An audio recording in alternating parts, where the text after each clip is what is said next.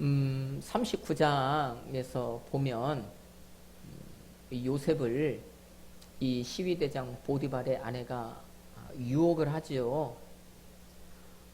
그렇게 유혹을 할 때 요셉이 뭐라고 얘기합니까? 하나님이 다 보고 계신다.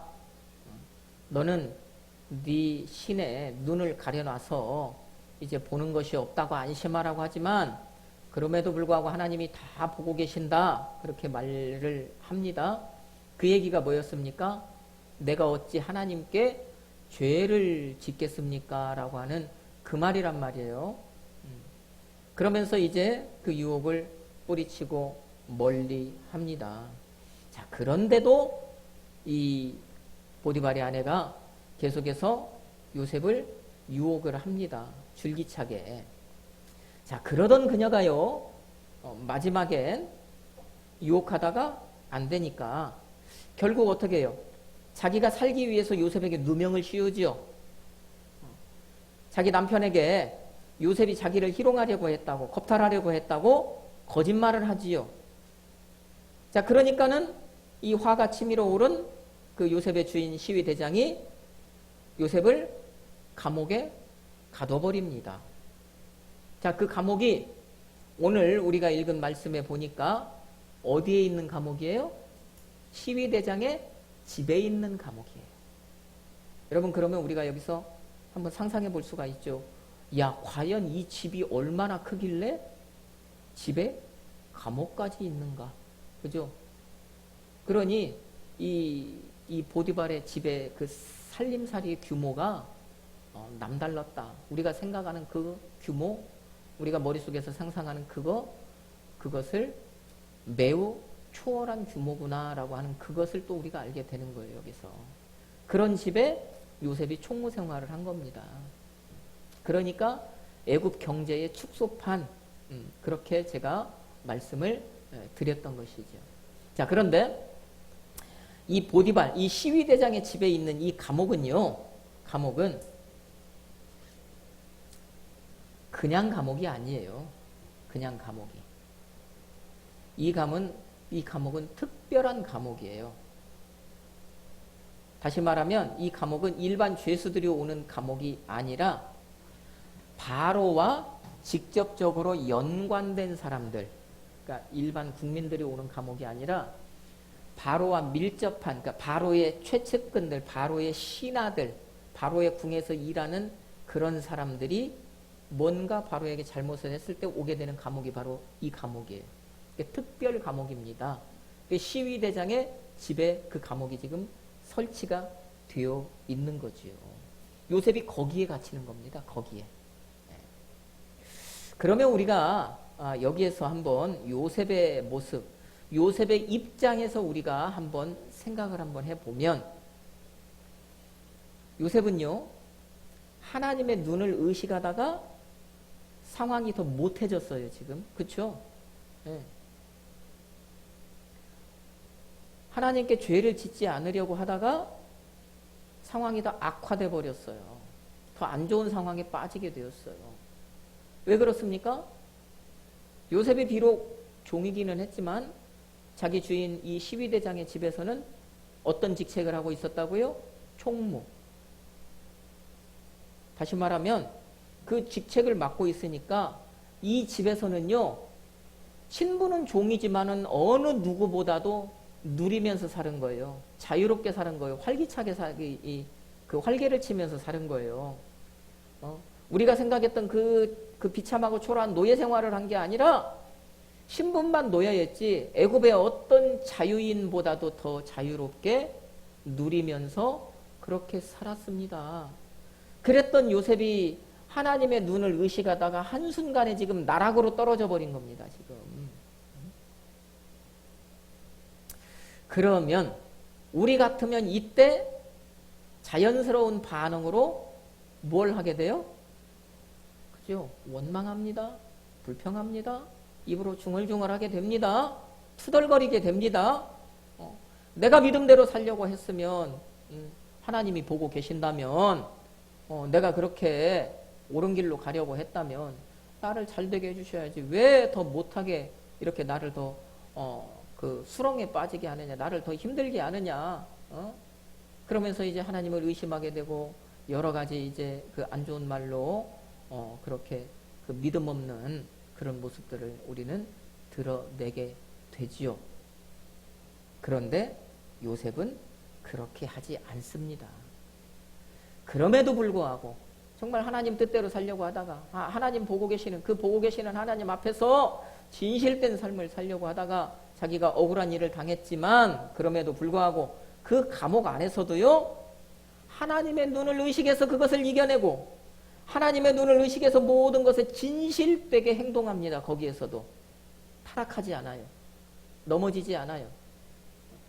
그러니까 그 감옥에서도 그가 간수장의 눈에 들게 되는 것 아닙니까? 저 사람은 다른 사람이다. 그러면 저 사람이 여기 왜 들어왔을까? 분명히 저 사람 자기가 잘못해서 이곳에 들어올 사람 아니다. 그런 짐작을 하지 않을까요? 간수장도? 그러니까 간수장이 믿을 만하니까 요셉에게 자기의 전권을 다 거기 맡겨버리잖아요, 또. 그렇게 요셉이 최선을 다하는데 요셉이 이 감옥에서 이제 앞으로 3년을 있게 돼요. 3년을.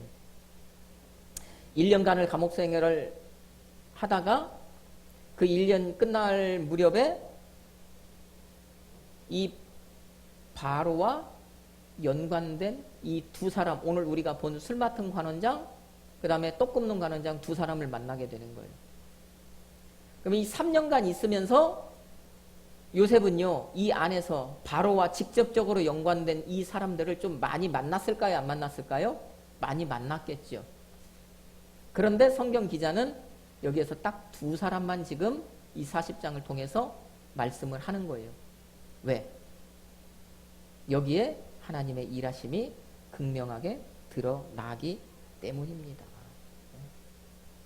그래서 오늘 우리가 이 술 맡은 관원장, 떡 굽는 관원장을 보게 되는 것이지요. 여러분, 이 술 맡은 관원장이나 떡 굽는 관원장이 어느 정도의 지위에 있는 사람들이라고 생각이 됩니까? 바로의 궁에서 일하기는 하는데 그 바로의 궁에서 과연 어느 정도의 위치에 있는 사람일까 생각해 보셨나요? 지금 우리로 말하면 그 옛적 청와대, 지금으로 말하면 대통령실, 그 안에 식당이 있잖아요. 과연 그냥 그 식당에서 일하는 어떤 조리사, 그 정도의 지위의 사람일까요? 아닙니다. 이 두 사람은요, 이 바로의 생명을 직접적으로 책임지고 있는 바로의 최측근. 그러니까 바로의 오른손, 왼손 그렇게 됩니다. 이런 사람들이에요. 이 사람들이. 그러니까 당시 최고 실세라고 보면 돼요. 왜 그러냐면 이 두 사람이 왕이 마시는 것, 왕이 먹는 것, 그 두 가지를 최종적으로 책임지고 있는 사람이 책임자예요. 책임자. 이 사람 두 사람을 통하지 않고는요, 바로에게 어떤 음료수 하나도 못 들어가고요, 어떤 먹을거리 하나도 못 들어가요. 그렇게 안 돼요. 왜 그러느냐면 두 가지가 왕의 생명과 직결이 되기 때문이에요. 자, 그 이유를 한번 말씀을 드려볼까요? 이 성경시대에 이 한 나라의 왕이라고 하는 이 존재는요, 굉장히 그 경호가 철저합니다. 당시 지금 이 이집트, 이 애굽은 최강대국이잖아요. 그러니까 더 했겠죠. 이 어떤 나라의 왕이라고 하면은요, 이 왕을요, 당시 성경의 문화에서 보면 이 왕을 한 사람을 놓으면 그 왕을 중심으로 그러니까 경호 부대가 7겹으로 왕을 둘러싸고 있어요. 항상 낮이나 밤이나 24시간, 1년 12달, 하루도 거르지 않고 한시도 빼먹지 않고 7겹이 그렇게 싸고 있습니다. 싸고 있어. 그러니까 왕이 어디를 가도 일곱 겹이 싸고 있고 왕이 있는 자리에 항상 일곱 겹의 경호가 있는 거예요. 이 얘기는 뭐냐면 어떤 사람이 왕을 죽이고 싶어도요. 그 일곱 겹 경호를 뚫고 가서 죽여야 된다는 거예요. 그러면 이게 현실적으로 가능하겠습니까? 불가능하겠습니까? 불가능하죠. 왕을 못 죽입니다. 그러니까 왕을 못 죽이는 거예요. 죽일 수 없어요. 암살이 안 돼요. 살해를 할 수 없습니다. 상상할 수 없는 일이에요. 자, 그런데도 왕을 죽이려고 하는 그런 시도는 끊임없이 벌어집니다. 그 왕좌, 그 권력을 찬탈하기 위해서. 자, 그러면 어떻게 하느냐? 그 하나의 방법이 바로 독살이에요. 여러분, 이 왕을 이 경호부대가 그렇게 싸고 있는 그런 모습이 성경에도 등장을 하거든요. 자세하게 나오지는 않지만 우리가 얼핏 엿볼 수 있는 장면이 있어요. 거기가 어디냐면 에스더서입니다. 거기에 보면 나와요. 여러분, 그 장면을 좀 한번 살짝 우리가 한번 볼까요? 독살 얘기하기 전에 찾아봅시다. 에스더 7장 8절 말씀.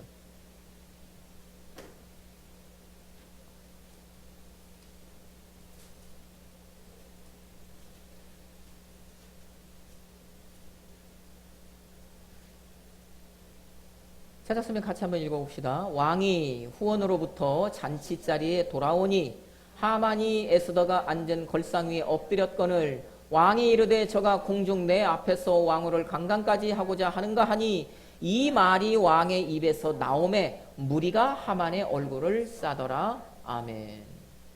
여러분, 여기서 무리라고 하는 말이 나오잖아요. 이 무리가 바로 경호부대예요. 그러니까 지금 일곱 겹으로 딱 왕을 지금 싸고 있는데 그 싸고 있는 가운데서 왕의 지금 최측근으로 왕을 지금 보호하고 있는 그 경호원들이 여기서 말하는 무리예요. 이 상황이 지금 어떤 상황입니까? 하만이 모르드게를 죽이려고 했잖아요. 죽이려고 이런저런 계략을 꾸몄잖아요. 그것을 이제 알았죠. 모르드게만 죽이려고 했습니까? 그 나라에 살고 있는 그 포로로 끌려왔던 그 이스라엘 백성들 모든 그 히브리인을 다 죽여버리라고 살해하려고 지금 계획을 세웠잖아요. 그래서 이제 그것을 막으려고 어떻게 하다가 그 에스더가 이제 죽음을 무릅쓰고 왕에게 나아갔던 것 아닙니까? 그 가서 왕이시여 이제 내가 잔치자리를 베풀었으니 내 잔치자리 오십시오. 가서 이제 기쁘게 먹고 마시고 다음 날에도 또 내가 잔치를 베풀 것이니 또 오십시오. 갔단 말이에요. 거기에서 이제 에스더가 얘기를 하는 거예요. 이만저만 해가지고 어떤 사람이 우리 민족을 다 멸절하려고 한다. 어떤 사람이 내 사촌 오빠를 죽이려고 한다. 그러니까 이제 왕이 거기서 노발대발하는 거죠. 어떤 놈이냐? 가만 안 둔다. 누구냐 하니까는 에스더가 뭐라고 그래요? 그 사람 누구라고 그래요? 여기 있는 하만입니다. 그러잖아요. 난리가 난 거죠. 그 얘기를 듣고 나서 이제 왕의 뚜껑이 열렸잖아요. 세상말로. 이제 머리를 좀 식히려고 후원이 이게 바깥으로 잠깐 나간 거예요.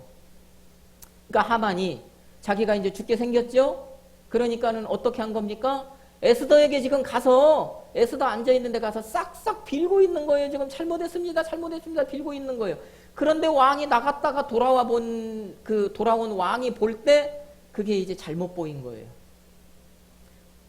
하만은 자기가 살고 싶어서 살고자 해서 에스더에게 싹싹 잘못했다고 빌고 있는 것인데 왕이 보기에는요, 나쁜 짓을 하려고 한 것처럼 보인 거예요. 이게 하나님의 일하심입니다. 그러니까 왕이 아니 저놈이 지금 이제 하만은 왕 눈 밖에 났잖아요. 그런데 엎친 데 덮친 격으로 저놈이 내 앞에서까지도 지금 저런 짓을 한단 말이야? 이렇게 지금 말을 한 거예요. 이 내용이. 그러니까 바로 어떤 일이 일어났다고요? 왕의 그 말이 떨어지기가 무섭게 무리가 하만의 얼굴을 폭 뒤집어 씌웠다는 얘기입니다. 그리고 그대로 갔다가 저 모르드게를 매달려고 했던 그 장대에 매달아 버리잖아요. 여기서 말하는 무리가 이게 바로 경호부대라고요. 막 이렇다고요. 왕이 그러니까 어디를 움직이든 지금 궁궐 안에 있잖아요. 그럼에도 불구하고 왕이 어디로 움직이면 그 병호 부대가 항상 이렇게 따라다닌다고. 그러니까 암살이 안 되는 거예요. 그러니까 남은 방법 하나는 뭐라고요? 독살이라고요. 그래서 왕은요, 누가 자기를 죽일지를 모르는 거예요. 우리도 역사나 우리 역사에서도 보고 우리 저 유럽이나 어디 역사에서도 보면은 그래서 왕이요 전쟁 나가서 죽기도 하고요. 그럼에도 불구하고 왕이 살해당하는 경우도 있기는 하지만 대부분의 경우는 그래서 뭘로 죽어요? 독살이에요, 독살. 그런데 그 독살을 멀리 있는 사람이 합니까? 아니잖아요. 자기 부인이 독살하잖아요. 자기 자식들이 독살하잖아요. 그죠? 가까운 사람들이 그렇게 독살을 한단 말입니다. 그러니까 왕의 생명은요, 이 누가 와서 자기를 직접적으로 살해하려는 그것에서는 안전하지만 그럼에도 불구하고 항상 목숨의 위협을 받는 그런 삶을 살아가고 있는 거예요. 그러니 그런 상황에서 왕의 먹는 음식과 왕이 마시는 이 음료를 책임지고 있다라고 하는 이것은요, 대단한 겁니다. 어느 누구보다도요, 이 왕의 신뢰가 안 되는 사람은 이 직책을 못 맡는 거예요. 0.1%라도 저 사람 의심된다 하면 음식 맡기겠습니까? 못 맡겨요. 물 떠오라고 하겠냐고요, 그 사람한테. 못 맡겨요. 누구와 내통해서 거기에서 독국물을 탈 수 있는 것 아닙니까? 그러니 이 술 맡은 관원장이다, 이 떡 굽는 관원장이다, 대단한 존재라는 거예요, 당시에. 그래서 이 사람들은 왕의 오른팔 왼팔인 거예요. 왕이 절대적으로 신뢰할 수 있는 사람이니까 그 자리에 앉혀놓은 겁니다, 지금. 그러니까 이 사람들이 자기가 먼저 왕에게 들어오는 음식 다 먹어보고 뭐 하고 그 다음에 왕의 그 들어갈 음식 자기 눈으로 만드는 과정 다 지켜보고 그래보고도 미심쩍다 싶으면 자기가 먹어보든지 어떻게 하든지 해가지고 정말 이 음식이 안전한가 그렇게 최종적으로 이 사람들을 통과해서 왕 앞에 딱 놓여지는 거예요. 왕이 그것을 안심하고 먹는 것입니다. 그래서 그런 존재들이라고요, 이 사람들이. 그런데 어느 날 갑자기 요셉이 갇힌 그 특별 감옥에 이 두 사람이 동시에 한꺼번에 들어온 거예요. 오늘 읽은 말씀에 보니까 이 두 사람이 왕에게 어떤 죄를 졌대요. 뭔지는 모르겠지만. 그러니까는 이 시위대장이, 요셉의 주인이 그 감옥 안에 이미 들어가 있는 요셉에게 너 이 두 사람들을 시종 들어라, 그렇게 이야기를 한 겁니다.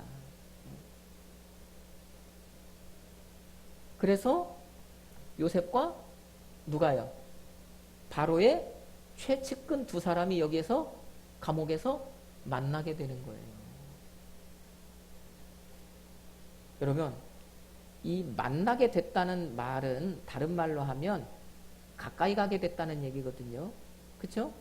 만난다는 건 가까이 가는 거잖아요. 그러면 실제적으로는 요셉은 지금 왕의 최측근 오른팔 왼팔 두 사람에게 가까이 간 것입니다. 우리가 눈으로 볼 때는. 그런데 실제로는 요셉은 지금 누구에게 한 걸음 성큼 다가간 겁니까? 바로에게.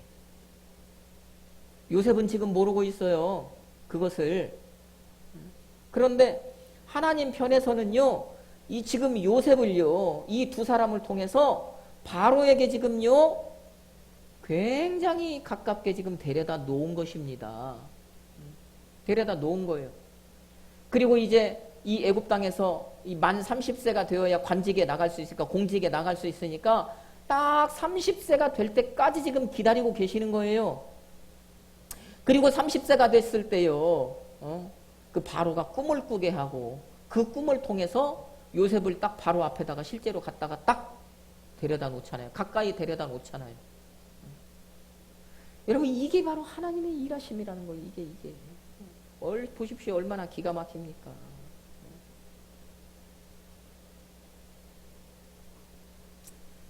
자, 하나님께서 이 요셉을 바로에게 데려다 주시려고 이 두 사람을 감옥으로 부르시고, 그 다음에 이 두 사람을 감옥에서 한날 한시에 또 같이 꿈을 꾸게 하셔요.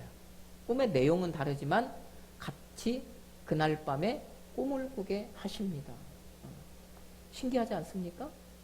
이 사람들이 꿈을 꾸게 되고 요셉이 그 꿈을 해석해줘서 그 요셉의 해석대로 한 사람은 살고 한 사람은 죽게 된다는 말입니다.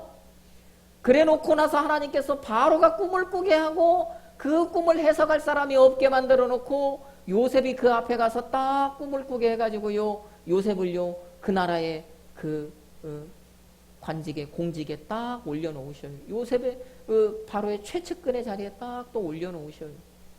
여러분, 이것이 하나님의 일하심이라는 거예요. 참 기가 막힙니다. 기가 막혀.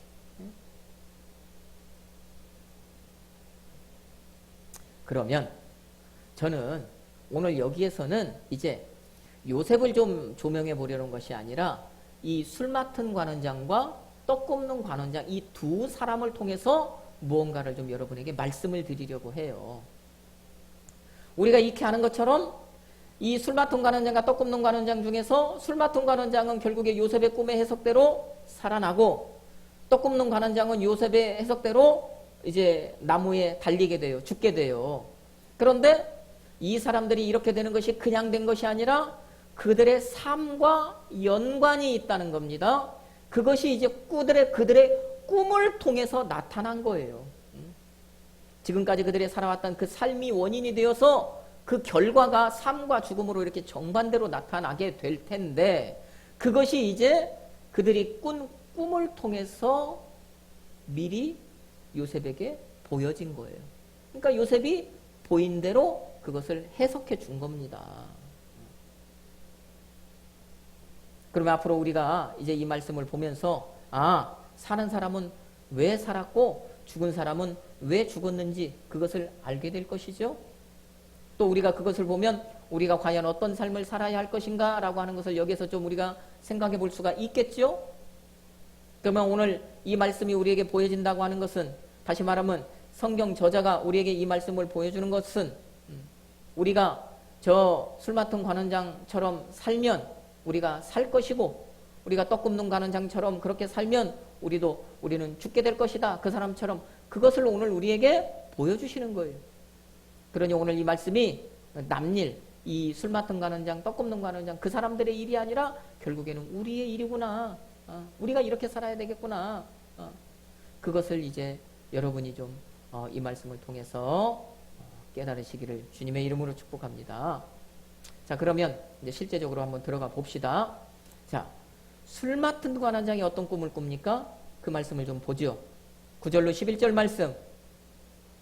창세기 40장 9절로 11절 말씀 우리 한번 한 목소리로 같이 말씀을 읽어봅시다.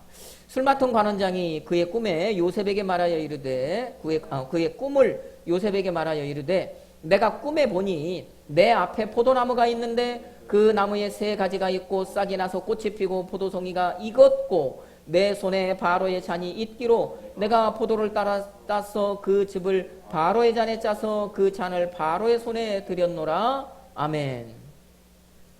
여러분, 이 관원장, 술 맡은 관원장의 꿈을 보면 뭔가 좀 특징이 있어요. 여러분, 그 특징이 보여집니까? 자, 그 특징이 뭐냐? 바로의 손, 바로의 잔, 바로의 손, 바로의 잔. 보입니까? 거기에 그것이 나오죠. 여러분, 제가 손은 어떤 개념이라고 그랬어요? 손은 소유의 개념이다 라고 말씀을 드렸습니다. 손은 소유의 개념이다. 자, 그러면 소유의 개념인데, 여기 보니까 술 맡은 관원장이 꾼 꿈을 보니까 지금 손이 나오는데 자꾸 자기 손이 아니라 누구 손을 얘기를 해요? 바로의 손을 얘기를 하네요. 바로의 손. 그러면 이 포도나무에서 뭔가가 익어서 이것을 지금 내가 그 바로의 잔, 내 잔이 아니라 바로의 잔에 따랐고, 이것을 내 잔에 따라서 내가 먹은 것이 아니라 그 바로의 손에 쥐어졌다라고 하는 이 얘기는, 이 포도나무에서 나온 이 열매를 누구의 소유가 되게 해줬다는 얘기입니까? 바로의 소유가 되게 했다. 그 얘기잖아요. 내 소유를 삼은 것이 아니다. 바로의 소유를 삼게 해줬다. 그 얘기를 하는 겁니다. 그럼 이것이 무슨 말입니까? 술 맡은 관원장이 어떤 삶을 살았다는 것입니까?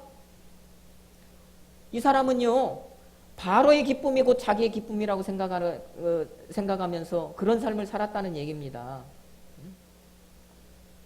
바로를 섬기는 삶을 살았다는 얘기입니다. 이 얘기를 다른 말로 하면은요, 이웃의 기쁨이 자기의 기쁨이다, 그렇게 생각하며 살았다는 얘기입니다. 이게 바로 술 맡은 관원장의 삶이었다는 얘기예요. 그러니까요, 바로가 좋으면 나도 좋다. 바로가 기쁘면 나도 기쁘다. 그런 마음으로 바로를 섬기고 살았다는 것이 지금 그의 꿈을 통해서 보여지는 거예요. 그것을 요셉이 있는 그대로 지금 해석해 준 겁니다. 그 사람에게. 여러분, 그러면 우리가 한번 생각해 봅시다. 그렇게 바로가 좋은 것이 좋은 것이고 바로가 기쁜 것이 내가 기쁜 것이고 그렇게 살았던 사람이 과연 바로에게 죄를 짓는 행동을 했을까요? 바로에게 해를 끼치는 행동을 했을까요? 안 했겠죠. 그러지 않았을 것입니다. 그러니까 자연스럽게 어느 날 때가 되니까 바로가 분명히 뭔가 오해했던 것, 아니면 어떤 사람이 이 술 맡은 관원장에 대해서 바로에게 모함을 했던 것, 이런 것들이 풀려지는 거예요. 처음에는 뭔가 바로가 오해를 해서 뭔가 제대로 보지 못해서 그 술 맡은 관원장이 노여워서 이 사람을 옥에 가뒀을 수 있지만, 그런데 알고 보니까 그게 아니더라는 거예요. 그러니까 바로의 오해가 풀린 거죠. 그러니까 이 사람이 때가 되니까 3일 만에 오해가 풀리니까 요셉의 해석대로 다시 자기의 자리에 복직을 하게 된 거예요. 요셉이 그랬잖아요. 당신 3일 지나면 다시 그 옛날 맡았던 그 자리로 돌아가서 여전히 그 바로의 잔에 음료를 따라서 드릴 것이다. 그대로 되지 않습니까? 이 얘기는 뭡니까? 사람이 살다 보면 오해를 살 수도 있다는 겁니다. 모함을 당할 수도 있다는 겁니다. 그런데 이 오해나 모함이 시간이 지나니까 풀렸다는 거예요. 오래 안 갔다는 얘기예요.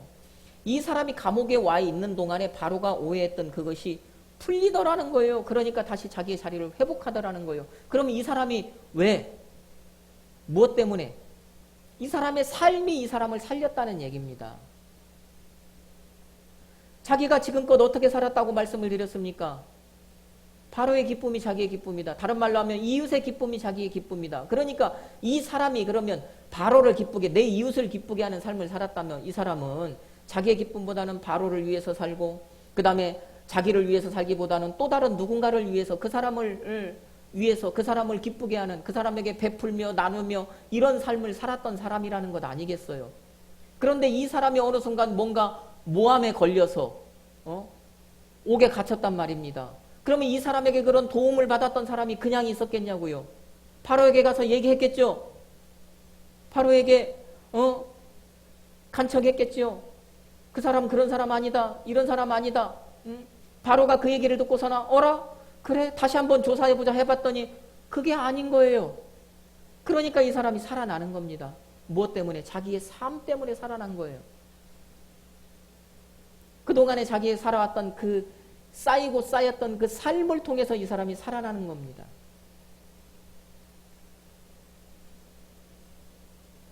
그러니까 그 자리로 다시 돌아간 거예요. 그러면 떡 굽는 관원장은 어떻게 살았을까요? 꿈을 통해서 한번 또 그 삶을 볼까요? 자, 16절로 17절.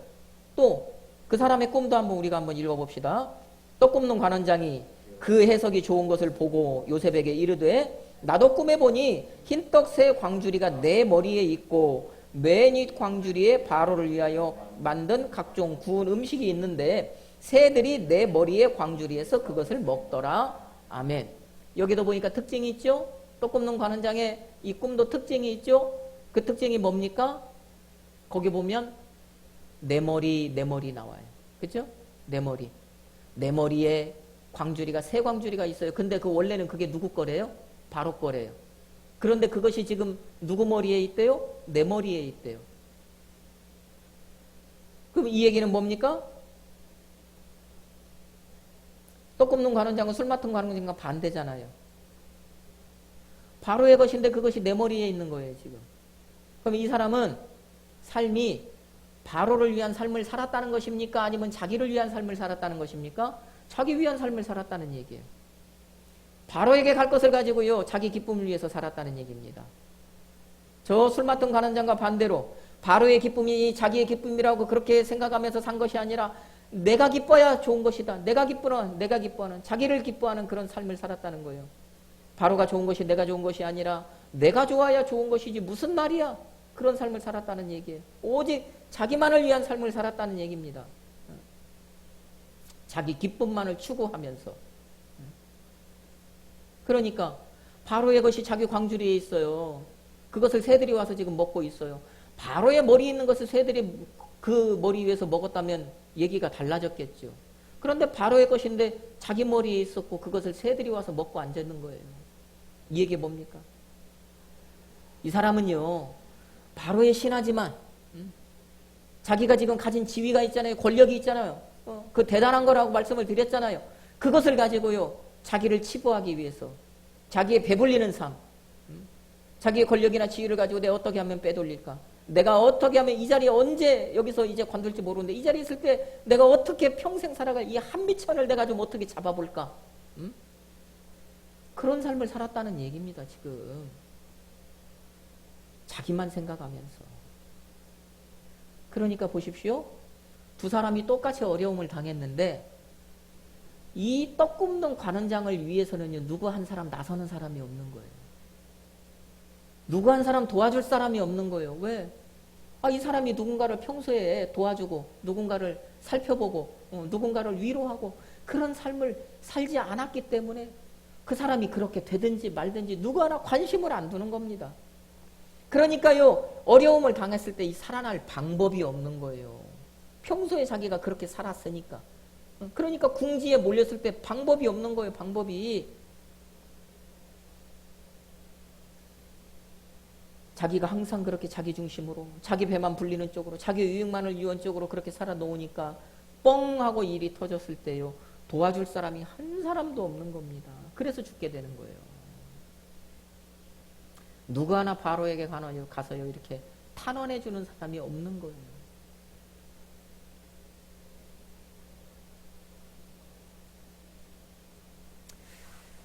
여러분, 이제 이 말씀을 우리에게 좀 가져오면, 저 히브리 사람들은요, 항상 이 사람들은 어떤 마음으로 살아가느냐, 이 사람들의 삶의 우선순위가 있어요.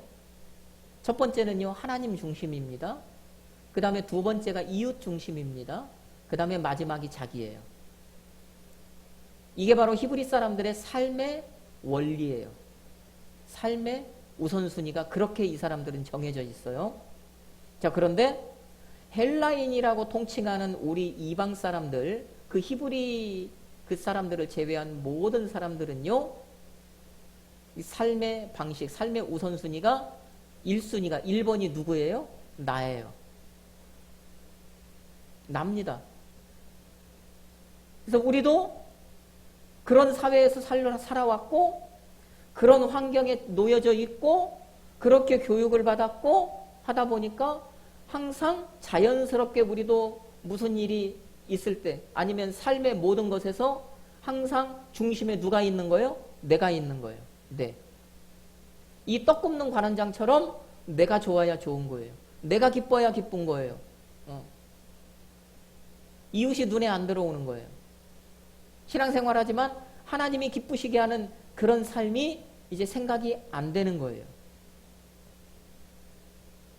그런데 오늘 말씀을 보면서 오늘 우리가 이것이 이제 달라져야 되겠다. 이것이 이제 바뀌어져야 되겠다 하는 그 말씀입니다. 어떻게 해요? 술 맡은 관원장처럼 하나님이 기뻐하시면 나도 기쁘고 내 이웃이 기뻐하면 나도 기쁘고 이렇게 우리 삶이 자꾸 내가 의도적으로 그렇게 우리 삶을 바꿔 나가야 하더라는 것입니다. 그렇게 해야 한다는 거예요. 왜? 그렇게 살아갈 때 이웃을 기쁘게 하는, 이웃을 위하는, 이웃을 생각하는 그런 삶을 살아가는 것이, 그것이 바로 우리 믿는 사람들의 삶의 우선순위고 하나님이 요구하시는 또 결국에 그렇게 살아갈 때 나도 내가 어떤 일을 당했을 때 어떤 일을 만났을 때 결국에는 그 사람들을 통해서 나도 구원받게 되기 때문이에요. 내가 그 사람들에게 도움을 입게 되기 때문이에요. 오직 내가 좋아야 한다. 이 떡 굽는 관원장의 이런 삶, 이런 삶을 우리가 그럼에도 불구하고 그 고집에서 그 관성에서 못 벗어나고 그런 삶을 살아간다? 그러면 우리도 은혜를 못 입는 거예요. 은혜를 입기 어려운 거예요. 제가 말하는 은혜가 바로 그겁니다. 여러분, 내가 이 세상을 살아갈 때 뭐 믿음 안에서든지 아니면 세상 안에서든지 내가 나 자신만을 위해서 그렇게 살아왔는데 어느 누가 나를 도와주겠냐고요. 도와줄 사람이 없는 거죠. 그게 은혜 입기가 어렵다는 얘기입니다. 누가 도와주겠습니까?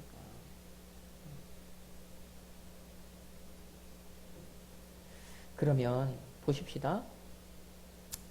오늘 우리가 본 이 술 맡은 관원장처럼 늘 이웃의 기쁨이 자기의 기쁨이다 그렇게 생각하면서 자기를 먼저 위하기보다는 이웃을 먼저 위하는 그런 삶을 살아가는 그런 사람을 그런 그 이타적인 사람이라고 하잖아요. 우리가 이기적인 사람이 아니라 그런 사람을 세상에서는 어떤 사람이라고 얘기를 하느냐? 이 세상에 영향력을 끼친 사람이다 그렇게 얘기해요.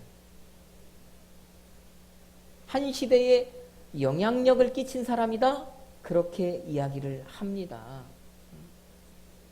그 사람이 이 세상을 살다 이 세상을 떠났을 때 그 후대가 그 사람에 대해서 이제 조명을 딱 하는데 그 사람을 조명한 후 그 결과 그 사람은 이 세상에서 큰 사람의 삶을 살다 간 사람이다 그렇게 얘기한다고요.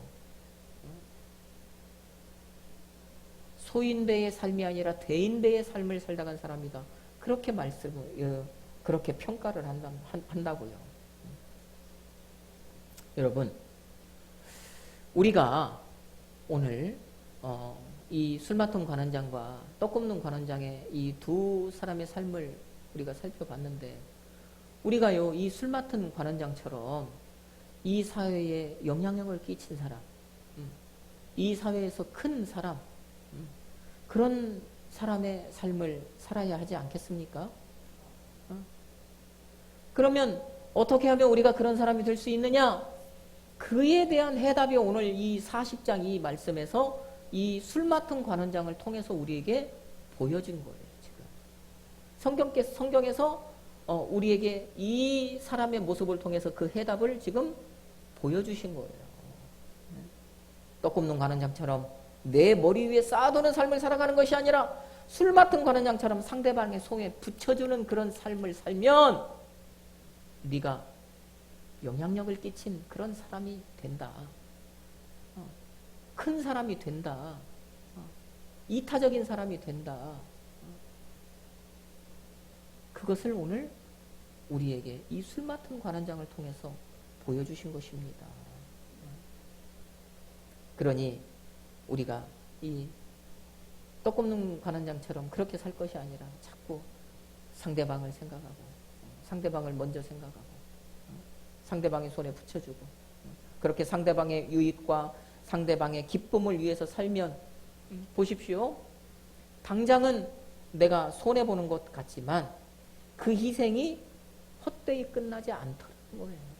오늘 이 술 맡은 관원장을 보니까 나는 아무 대가 없이 대가를 바라고 한 것이 아니라 아무것도 바라는 거 없이 그냥 내가 그렇게 살아야 하는 것 그게 주님이 요구하시는 삶이니까 그런 삶을 살아왔는데 결국에는 보니까 그것이 나에게로 돌아오더라는 거예요.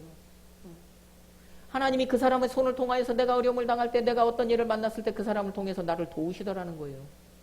이런 선순환이 이어지더라는 것입니다.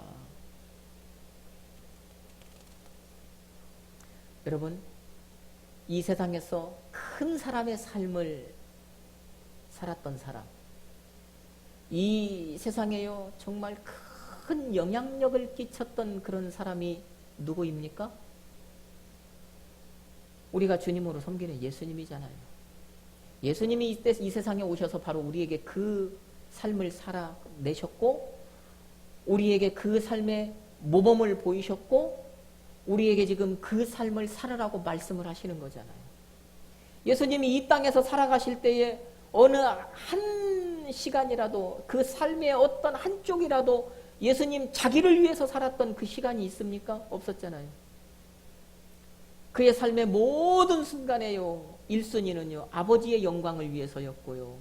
그 삶의 그 다음에 그 모든 그것이요 이웃을 위한 삶이었잖아요. 그래서 예수님을 우리가 큰 사람이라고, 그래서 예수님을 우리가요 이 사회에 이 세상에 영향력을 끼친 분이라고, 그래서 우리가요 그 예수님을 기꺼이 믿고 따를 뿐이라고 생각해서 예수님을 나의 주인이라고 부르면서 따르는, 그래서 우리가 그 예수님을 선생님으로 삼고 그 제자의 삶을 살아가는 거잖아요.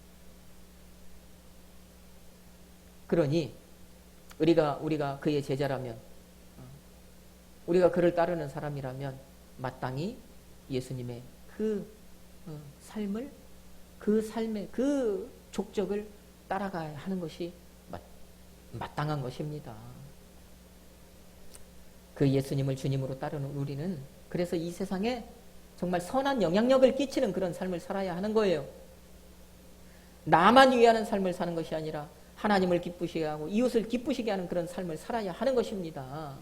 그러면 그때 우리 주님께서 저와 여러분을 평가하실 때 너는 이 세상에 영향력을 끼쳤다. 너는 이 세상에서 정말 큰 사람이다. 그렇게 평가하시는 것입니다. 그리고 내가 그렇게 살면 언젠가 내가 억울한 일을 만났을 때, 내가 어려움을 당했을 때 주님께서 그 사람들의 손을 통해서 기꺼이 나를 도와주시는 거예요. 우리 사랑하는 성도 여러분, 요즘 날이 장난 아니잖아요. 덥잖아요. 사람들 정말 이 무더위 속에서 서로 짜증나고 불쾌지수가 높고 기본적으로 어느 정도의 이 화가 치밀어 오른 상태에서 다 살고 있지 않습니까? 이런 이 무더위 속에서 우리 살아갈 때 저와 여러분 모두 한 주간 예수님처럼 또 오늘 말씀의 이 술 맡은 관원장처럼 이웃을 배려하고 이웃을 먼저 이렇게 좀 아끼고 이웃을 섬기는 그런 삶을 우리가 좀 살아내기를 원합니다. 그렇게 이웃을 배려하고 아끼는 섬기는 삶으로 정말 이웃의 마음도 시원하게 하고 우리 아버지 하나님의 마음도 시원하게 하는 그런 삶을 여러분이 좀 한 주간 살아내기를 예수 그리스도의 이름으로 축복합니다. 아멘.